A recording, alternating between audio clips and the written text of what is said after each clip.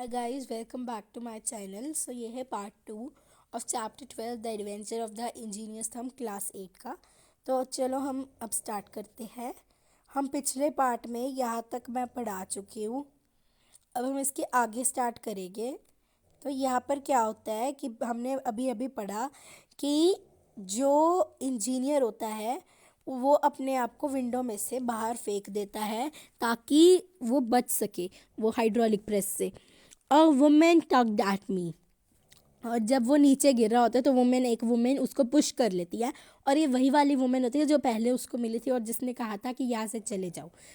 It was the same good friend whose warning I had foolishly rejected. अब ये वही कह रहा है कि वही वुमेन है ये जिसकी वार्निंग मैंने फुलिशली रिजेक्ट कर दी थी और ये मेरी गुड फ्रेंड है।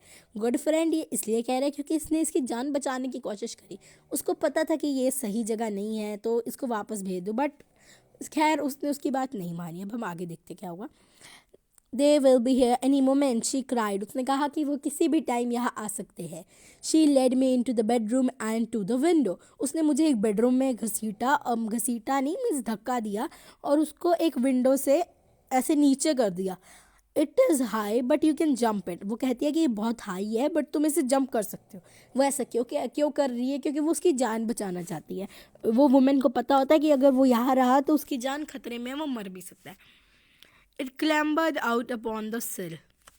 अब वो कहता है कि मैंने वहाँ से जंप करना चाह रहा था, अभी मैंने करा नहीं। As she spoke I saw the colonel rushing toward with the butcher's cleaver. अब वो इतना ये बोल ही रही होती है कि मैं देखता हूँ कि कर्नल मेरी तरफ आ रहा होता है एक बचर्स क्लेवर के साथ। क्लेवर एक बहुत भारी सा नाइफ सा होता है, बचर्स क्लेवर, जिससे लाइक वो कुछ भी काट सकते हैं, इवन इंसान भी। इतना इतना हैवी नाइफ होता है। I was hanging by the hands on the sill when his blow fell and I fell into the garden.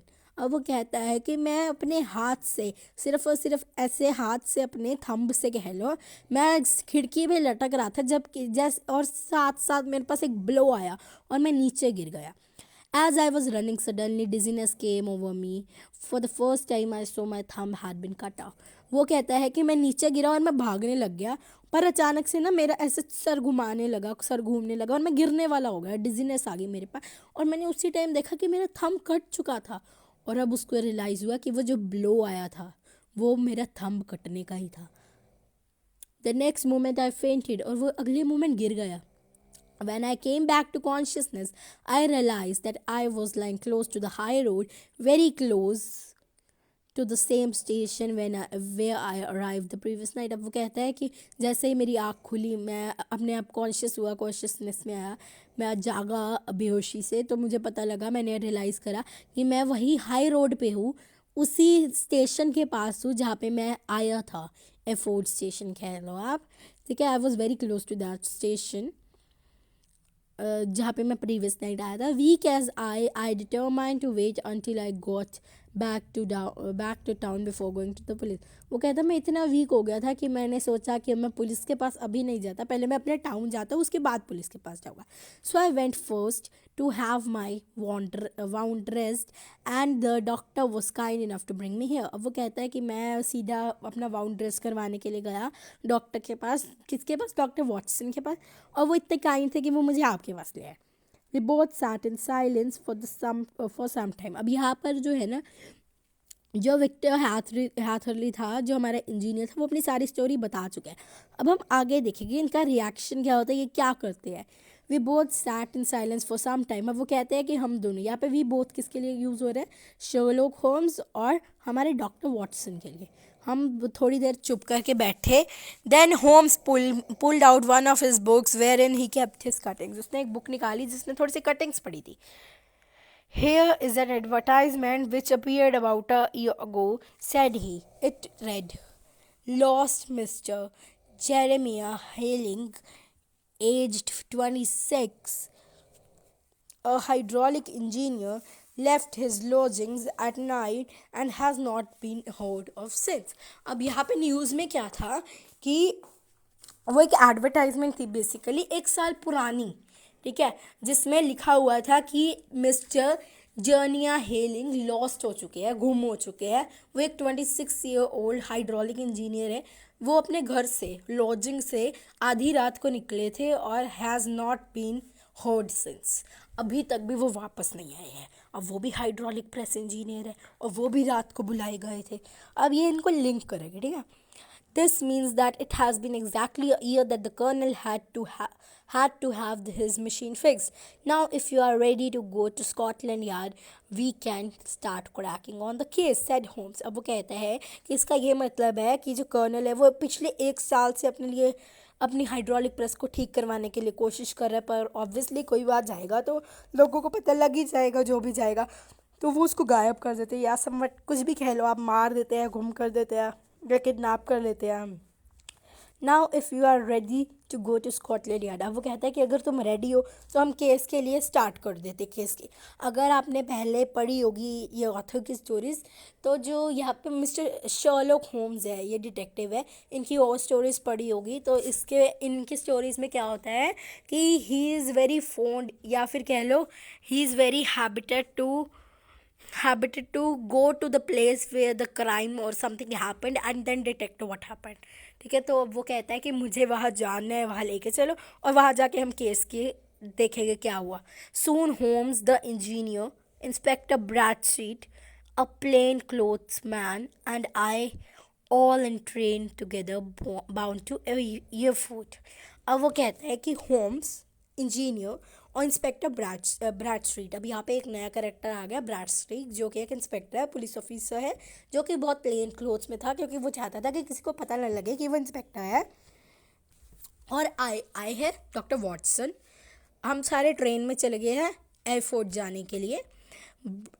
Bradstreet had spread a map of country and circled all the places within 10 miles from the village। अब उसने village से 10 mile तक सारी places को within a circle कर लिया है। Holmes placed his finger in the center of the circle and said, "This is where we shall find him." अब वो होम्स जो है ही इज़ वो डिटेक्टिव है तो ऑब्वियसली उसको बहुत ज़्यादा नॉलेज होएगी, तो वो उस सर्कल की एक जगह पे काइंड ऑफ सेंटर में एक अपनी उंगली रखता है और कहता है कि ये जगह है जहाँ पे हम उनको ढूंढ पाएंगे। He added, "they are coiners on a large scale and have used the machine to form the amalgam which has taken the place of silver." अब वो कहता है कि अब यहाँ पे कह रहे हैं कि ये कॉइनर्स है, यहाँ पे कह रहे हैं ये कॉइनर्स है बहुत बड़े स्केल पे, बहुत पहुँचे हुए, जो कि मशीन को यूज़ कर रहे हैं अमलगम बनाने के लिए, जिसने सिल्वर की प्लेस ले लिया। तो यहाँ पे ये क्या कहते हैं, इसका मतलब क्या है, कॉइनर्स कौन होते हैं, बेसिकली जैसे कॉइन्स बनते हैं, कॉइन्स जो पब्लिश होते हैं, पब्लिशन आई कैन से कि कॉइन्स जो मार्केट में आते हैं वो गवर्नमेंट के उससे आते हैं, ठीक है।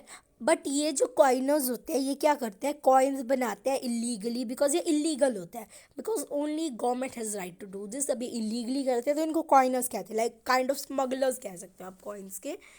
बट ये स्मगलिंग नहीं कर रहे, खुद बना के उसको वहाँ पे बेच रहे हैं, काइंड ऑफ कह लो घुमा रहे हैं, ठीक है। तो ये उसके लिए यूज़ करते हैं और उसमें ये अमलगम बनाते हैं जिसने सिल्वर की प्लेस ले ली है। अब ये मिक्सचर होता है थिंग्स का। अब silver is a costly metal, अब ये अमलगम से कॉइन्स बनाते हैं, अमलगम से बना रहे हैं, ऑब्वियसली इनको कम प्राइस में मिल रहे हैं। We have known a clever gang was at work and traced them as far as Reading, but couldn't get any further.